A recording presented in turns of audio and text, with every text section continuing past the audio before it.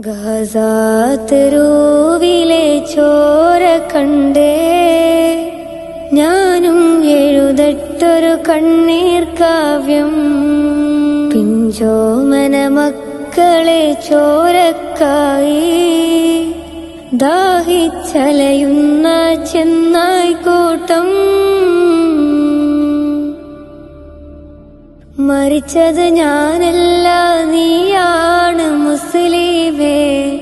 ഫാസിസ തടവറയിൽ അടിമയായി നിൽപ്പോ നീ എന്ന് തീരും ഈ കണ്ണുനീരിൻ മോചനം നേടുകില്ലേ.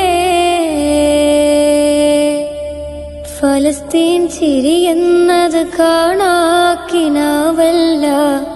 അറബിപ്പൻ വിളയുന്ന കാലം വരുന്നുണ്ട്. തഖ്വ കൊണ്ട് നേടിടുവേ ഫാസിസം കരയുമെന്ന്.